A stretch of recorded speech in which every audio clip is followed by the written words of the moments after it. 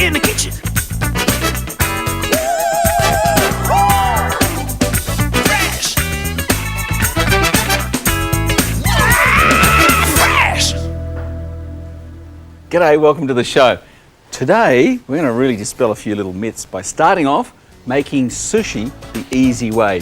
Lindy's doing a sweet chili chicken with a cabbage salad, and I'll also show you a frozen handmade yogurt, which is absolutely delicious. First of all, when I was doing Burke's Backyard, we used this little piece on the show. It's a Sushi Express. It actually allows you to make sushi quite easily. I've got to tell you, the phone has not stopped ringing.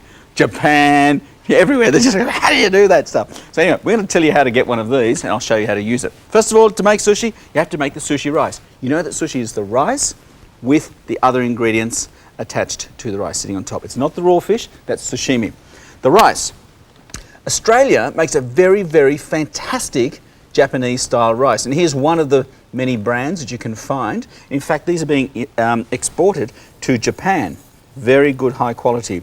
With this rice, you do need to soak it in water and drain it off. Keep washing, rinsing it until the excess starch is gone, and you have seen the rice here soak it all up. We've got 2 cups of this rice into a pot. I like to scatter some. It's a Japanese thing. It blesses the kitchen. Into the pot along with 3 cups of water. Bring that to the boil. When that comes to the simmer, barely turn it right down low and cook it for 10 minutes.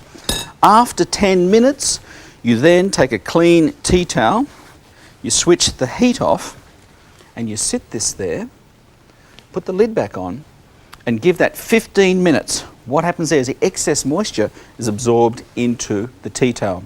And over here, we have our warmed rice. I'll come back to that in just a moment, because now we have to flavour the rice. I have here half a cup of Japanese rice vinegar, a quarter of a cup of white sugar, and also about a teaspoon of salt, which I want to dissolve on a gentle heat. You want to dissolve the salt in the sugar, and then we want to let that cool down. Not cold, just cool down. We've done some earlier. Now this is the liquid that has been produced, and it is what flavours our rice for making the sushi. By the way, you can buy the Japanese rice vinegar all over the place these days. So just pop down to your local Japanese shop, go to Tokyo, who cares? But get this stuff, you need it. Now, once you've got your warm rice, what you need to do is fan that in. So take your rice, yes, Liz, and take your rice. And what you do, without breaking it all up, that's the grains that is, separate the grains as much as possible, and you literally chop or cut this liquid in by pouring it in gently, right? And cut this in so the liquid goes into the rice. Now ideally, what you should do is fan this as you're going. Now, in Japan they have a lot of people with 3 arms, right? And they make great sushi because you should be pouring, fanning and cutting. Rez, come on, give me your arm. That's right, you be the fan. He's my biggest fan. See that?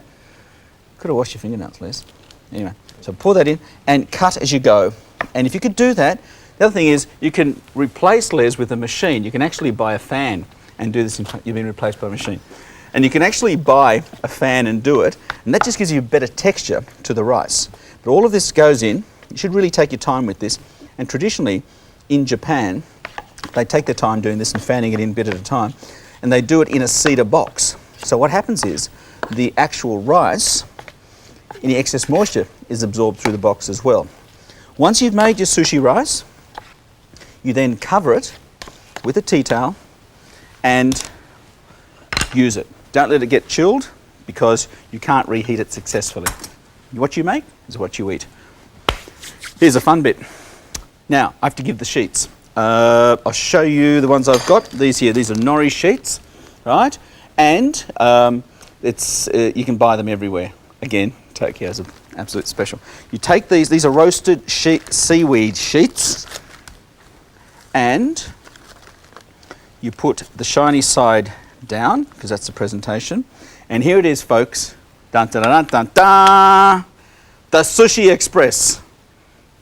It goes a little like this.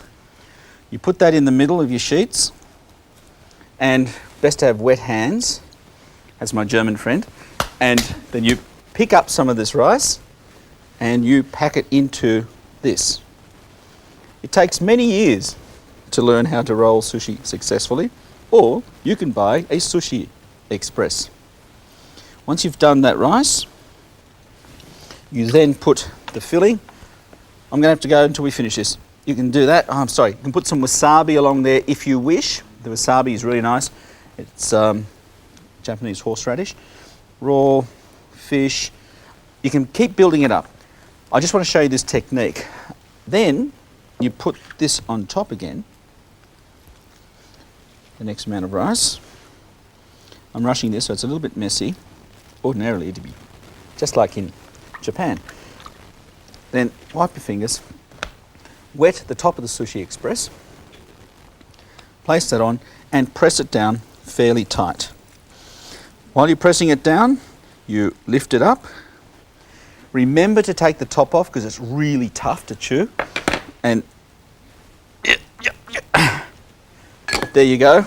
And now, if you knew sushi, like I knew sushi, oh, what a meal. Oops, I squashed that there a bit. Sorry, me. Wet the top bit. Now the rice, you can use any rice you like, but traditionally, Japanese rice is what's used. The texture is quite different. You take that, look at that. I know it's not round. They haven't done a round one yet.